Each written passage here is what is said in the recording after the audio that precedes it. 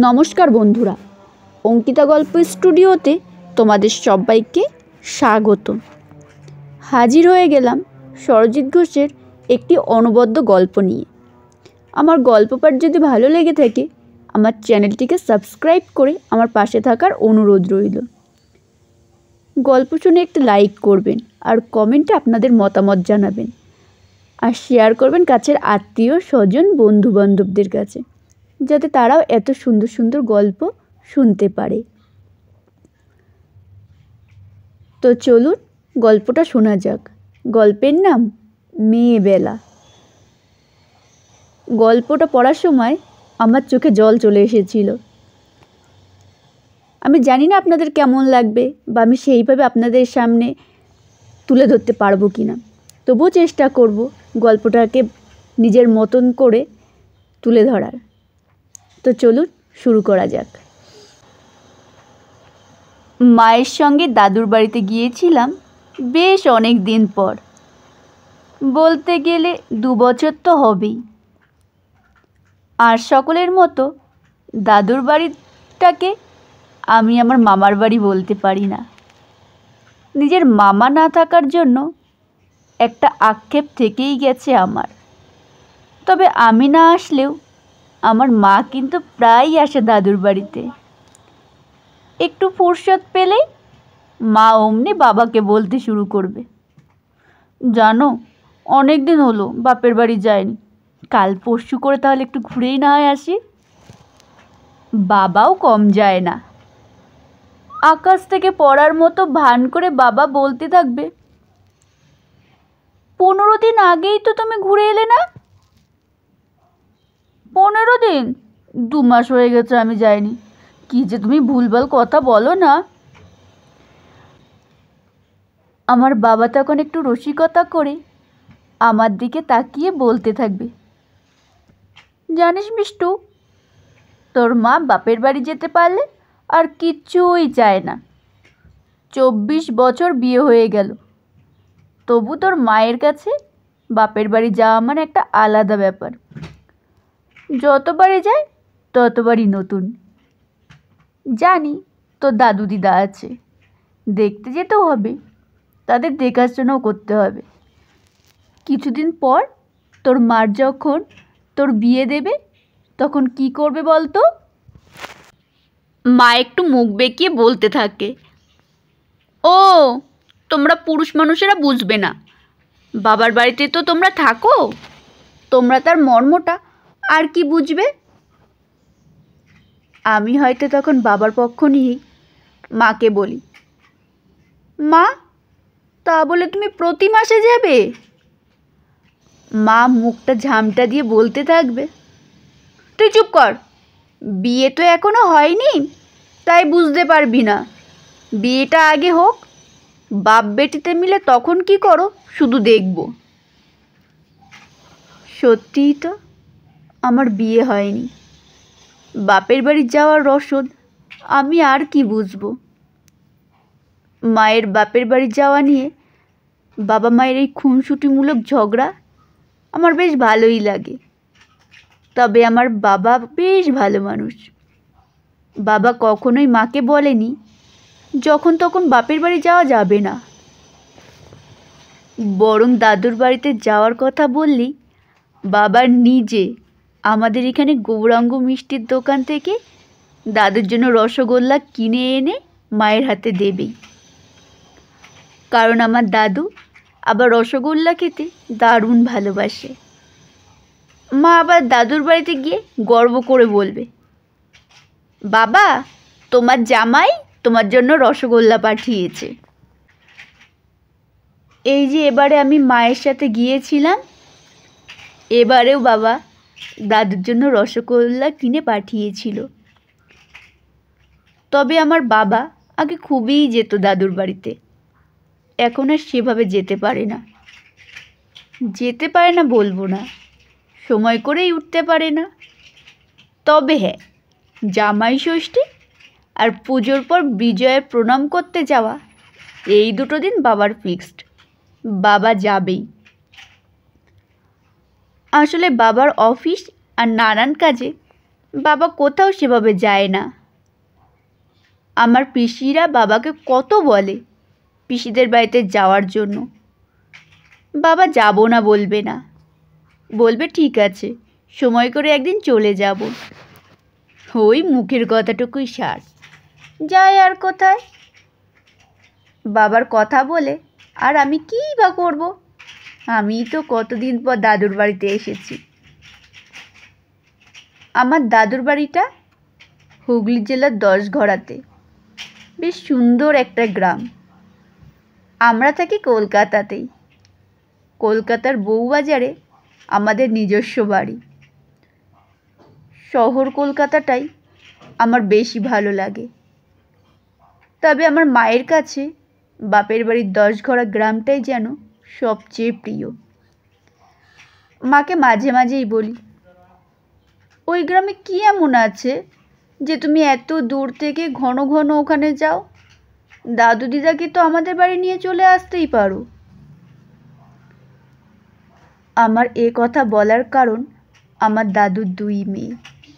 আমার বড় মাসি থাকে মধ্যপ্রদেশে, মেসো ওখানেই চাকরি করে। মাসি বছরে একবারই আসে, আসলে 15 দিন তো থাকবেই। দাদুর বাড়িতে 7 দিন আর শ্বশুর বাড়িতে 7 দিন। এই তো গত মার্চ মাসে এসেছিল। তবে একটা ব্যাপার দেখি আমার বন্ধুদের মায়েদের ক্ষেত্রে, বাপের বাড়ি যাওয়া নিয়ে এত ঘটা কারো নেই। ফেসবুক হোয়াটসঅ্যাপের বিভিন্ন গ্রুপে সবাই এখন যুক্ত প্রায়। বাপের বাড়ির লোকজনও তাদের হোয়াটসঅ্যাপে। আমার মায়ের না আছে ফেসবুক, না আছে হোয়াটসঅ্যাপ। মাঝে মাঝে মনে হয় আমার মা যেন কেমন, যুগের সাথে তাল মিলিয়ে একটু অন্যরকমও তো হতে পারে। তবে আমার মাকে কখনো ক্লান্ত হতে দেখিনি বাপের বাড়ি যেতে গিয়ে। মাকে বলি মা একটা কথা বলে, তুই ওসব বুঝবি না। 2 বছর পর দাদুর বাড়িতে এবারে এসে বুঝতে পারলাম মা কেন বারবার দাদুর বাড়িতে আসে। এবারে এসে 3 দিন দাদুর বাড়িতে থেকেছি। আগে যখন এসেছি 1 দিনের বেশি থাকিনি। সত্যি কথা বলতে ভালো লাগতো না। পরের দিন কখন যে বাড়ি যাব সেটা নিয়েই ভাবতাম। এবারে বাড়ি আসার সময় মনটা খারাপ করছিল, মনে হচ্ছিল আরও 2 দিন থাকি। দাদুকে বলছিলাম, দাদু মাকে বলো না আর একদিন থাকতে। মা অমনি বলে দিল, নিজের ঘর সংসার ফেলে এখানে এসে 3 দিন আছি, আর থাকলে হবে না। আমি তো মায়ের মুখের দিকে তাকিয়ে অবাক, মা কিনা এটা বলছে। মা যাই বলুক, আমি দাদুর বাড়ি গিয়েছিলাম বলে দাদু দিদা সব থেকে বেশি খুশি হয়েছিল। আসলে মা যাবে এটা দাদু দিদা জানতো। আমার যাওয়াটা সারপ্রাইজ ছিল। আমাকে দেখে দিদা তো আমাকে জড়িয়ে ধরে চিৎকার করে বলতে লাগলো, কোথায় গেলে? দেখো এবারে তোমার ধিঙ্গি এসেছে। আমি ছোট থেকে একটু ছটফটে ছিলাম বলে দাদু দিদা আমাকে আদর করে ধিঙ্গি বলেই ডাকতো। সেই নামটাই এখনো বহাল আছে। দাদু তো ঘরের ভেতর থেকে বেরিয়ে এসে আমাকে দেখে আহ্লাদে আটখানা। দাদুর মুখে চোখে সে কি আনন্দ। দাদু আগে থেকেই বলে দিল, এবারে কিন্তু 2 দিন থাকিস দিদি ভাই। আমি অনেক দিন পরে গিয়েছিলাম দেখি হয়তো এই আনন্দ। তবে আমার মায়ের কাছে বাপের বাড়ি মানে আলাদা জগৎ। গিয়ে থেকে দেখলাম এর কথা ওর কথা, মানে পরিচিত আছে বলতে গেলে সকলের কথাই দিদাকে জিজ্ঞাসা করতে শুরু করে দিল আমার মা। মনে হয় যেন কত দিন আসেনি, অথচ 2 মাস আগেই ঘুরে গেছে। ভাবছিলাম তাই মা পারেও বটে। দাদুর বাড়িতে গেলে দিদা এমন কিছু রান্না করে যেটা বেশ মুখে লেগে থাকে। তবে আমার মায়ের পছন্দের কিছু রান্না তো দিদা করবেই এই বয়সেও। রান্না করার জন্য বাড়িতে একটা লোক আছে, তবে মায়ের যাওয়া কথা হলে দিদা নিজের হাতে রান্না করে। খেতে বসেছি, দিদা খাবার দিচ্ছে। তখন ফ্রেমে বাঁধানো একটা সাদা কালো ছবির দিকে তাকিয়ে মা বলল, ওই ছবিটা আমি এবারে নিয়ে যাব মা। দিদা শুনে বলেছিল, বেশ তো, তোর যখন মনে হয়েছে নিয়ে যাস ছবিটা। আমি একটু অবাকই হলাম। খাওয়া দাওয়া সারার পর দাদু মাকে বলল, দোতলার ঘরে গিয়ে একটু রেস্ট নিয়ে নে দুজন, অনেকটা রাস্তা জার্নি করে এসেছিস। কলকাতা থেকে 10 ঘোড়া তো কম রাস্তা নয়। দুপুরে মায়ের পাশে শুয়ে গল্প জুড়লাম। মাকে জিজ্ঞাসা করলাম, আচ্ছা মা, তুমি ওই একটা সাদা কালো ছবি নিয়ে যেতে চাইলে, কিন্তু কি করবে ওটা নিয়ে গিয়ে? মা বলল, ওটা তোর কাছে সাদা কালো ছবি, জানিস ওই ছবিটার মধ্যে কত কি ধরা আছে। আমাদের পাড়ার সব মেয়ে, আমার দিদি, জ্যাঠতুতো দিদি, ছোটো কাকার মেয়ে, তো চুনি মাসি, সবাই এক ফ্রেমে আছে। ছবিটা যখন দেখি কি যে ভালো লাগে বলে বোঝাতে পারবো না। যখন এখানে আসি কারো না কারোর সাথে দেখা হয়, আর যদি দেখা না হয় এই ছবিটা তখন দেখি, কত কথা মনে পড়ে যায়। তোরা বাপ বেটিতে বলিস কি করতে এত বাপের বাড়ি যাও। আসলে আমি তো তোদের বোঝাতেই পারি না আমার এখানে কি আছে। জানিস আমার এখানে কি আছে? জিজ্ঞেস করলাম, কি আছে মা? মা খানিকক্ষণ চুপ থেকে বলল, আমার মেয়েবেলার সবটুকুই যে এখানে পড়ে আছে। জানিস মিষ্টু, মেয়েদের কাছে তাদের বাপের বাড়িটা শুধু বাপের বাড়িই নয়, শৈশব ও কিশোরীকালের একটা বড় অধ্যায়। এই গ্রাম, এই পাড়া, এই বাড়ি, এগুলোর সঙ্গে যে কত স্মৃতি আছে, যে স্মৃতিগুলো আনন্দ দেয়, যে স্মৃতিগুলো হাসায়, যে স্মৃতিগুলো ভুলি কী করে বলতো? জ্যাঠতুতো খুড়তুতো মিলিয়ে আমরা তখন 5 বোন, তো দাদুরা 3 ভাই, 3 ভাইয়েরই মেয়ে, কারো ছেলে নেই। বাড়িতে তখন আমরা 5টা মেয়ে। ওপরে চিলেকোঠে যে ঘরটা, ওই ঘরটা ছিল আমাদের খেলার ঘর। আমরা বউ বউ খেলতাম, আমিও বউ সাজতাম, মায়ের শাড়ি লুকিয়ে নিয়ে গিয়ে শাড়ি পরতাম, গামছা বা চুড়িদারের ওড়না দিয়ে মাথায় বেঁধে খোপা বানাতাম। একদিন তো লুকিয়ে সিঁদুর পরতে গিয়ে ধরা পড়লাম। মা তো ভীষণ বকেছিল। মাঝে মধ্যে আয়নায় দেখতাম বউ সেজে আমাদের কেমন লাগছে। আমাদের যত খেলনা ছিল তার মধ্যে বেশি ছিল বাসন কোসন। পুতুলের বিয়ে দিতাম। আমার বড় জেঠুর মেয়ে, তো রানু মাসি বলতো আমি হব বরের মা। কি দরজাল শাশুড়ি ছিল। বড় পুকুর পাড়ে ওই যে কুল গাছটা, ওখান থেকে কুল পেড়ে খেতাম। আমি সরস্বতী পুজোর আগে কুল খেতাম না, কিন্তু আমার বড়দি, ওর কোনো ভয় ডর ছিল না।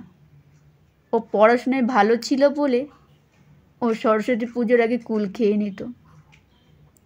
আমাদের সবাইকে বলতো বাড়িতে একদম কাউকে বলবি না। ওর ভয়ে আমরা কাউকেই বলতাম না। তারপর তো বৈশাখ মাস আসলে তো ছোটো দাদু লাগানো কাঁচা মিঠে আম গাছ থেকে আম পেড়ে নিয়ে দুপুরে খাওয়া দাওয়ার পর আম ছেঁচকি বানাতাম। সে যে কি অপূর্ব খেতে। জানিস, আমরা পাড়ার সব মেয়েরা, তো দাদুদের যে খামার বাড়িটা দেখিস ওখানে আমরা খেলতাম। চুকিতকিত থেকে শুরু করে বুড়ি বসন্ত, আমাদের মতো ঝগড়া হতো, কিন্তু পরের দিন খেলতে গিয়ে আবার ভাব, ওই ছবিটা কি আর এমনি এমনি নিয়ে যাবো রে? ওতেই তো আমার ছোটোবেলার সব সাথী আছে। বারবার ফিরে যেতে ইচ্ছে করে ওই মেয়েবেলাটাকে, যেখানে সবাই ছিলাম একদম নিজের মতো। তোদের এখন যেমন হোয়াটসঅ্যাপ গ্রুপ, তেমনই ওটাই আমাদের রিয়েল লাইফের হোয়াটসঅ্যাপ গ্রুপ, যেখানে হাসি ছিল, আনন্দ ছিল, ঝগড়া ছিল, কিন্তু মনোমালিন্য পুষে রাখার জন্য ব্লক অপশান ছিল না। আজ বিকেলে ঝগড়া, কাল বিকেলে খেলতে গিয়েই ভাব। শুধু বাবা মাকে দেখারটা নেই যে বাপের বাড়ি আসি, তা নয়, আমার মেয়েবেলাটাকে আরও একবার মনে করতে ছুটে আসি। তখন মনে হয় স্মৃতি কত জীবন্ত। এখন হাজার চেষ্টা করেও ওই মেয়েবেলাটায় ফিরতে পারবো না, তবুও তার মধ্যে যতটুকু খুঁজে পেতে পারি ততটুকুই জীবনের প্রাপ্তি। মায়ের কথাগুলো শুনতে শুনতে আমি যেন কল্পনার জগতে আমার মায়ের মেয়েবেলাটাকে প্রত্যক্ষ করছিলাম। মনে হচ্ছিল যেন কোনো পুরনো দিনের সিনেমা। সত্যিই তো, আমার মায়ের মতো এমন একটা সোনালি দিনের মেয়েবেলা আমার নেই। বন্ধু অনেক আছে, ফেসবুক, হোয়াটসঅ্যাপ জুড়ে কত বন্ধু, কিন্তু কখনোই বিকেলের কোনো সোনা রোদে বুড়ি বসন্ত খেলিনি। চুপ কিতকিত খেলায় নিজেদেরকে ডুবিয়ে দিইনি। মুঠো ফোনে বন্দি হয়ে জমা হয়েছি সকলে হোয়াটসঅ্যাপ গ্রুপে। যাদের সাথে মনের মিল হয়নি বা মনোমালিন্য হলো বলেই ব্লক লিস্টে বন্দি করেছি। খেলছি সবাই মিলে, তবে যে যার বাড়িতে বসে, মুখোমুখি নয়, চোখাচোখিও নয়, সবটাই ভার্চুয়ালি। সেটা খেলা নয়, সেটা যে গেম। দাদুর বাড়িতে দুদিন থেকে মায়ের মেয়েবেলা কাটানোর সব জায়গাগুলো ঘুরে দেখেছিলাম নিজের মতো করে। আমার মা দেখিয়েছিল সব কিছু। শহুরে আদব কায়দায় বড় হওয়া গ্রামের ছোঁয়ায় নিজেকে একদম অন্যরকম লাগছিল। ইচ্ছে করছিল আরও দুদিন থাকতে, কিন্তু উপায় নেই। মায়ের নিজের সংসারটা নাকি বউবাজারের বাড়িতে পড়ে আছে, সেখানে মায়ের নিজের লোকটা হাত পুড়িয়ে খাচ্ছে। কি অসম্ভব টান! আসলে মেয়েদের বোধহয় এভাবেই দুটো বাড়ি তৈরি হয়। বাড়ি ফিরে উপলব্ধি করছিলাম মা কেন বাপের বাড়ি যায়।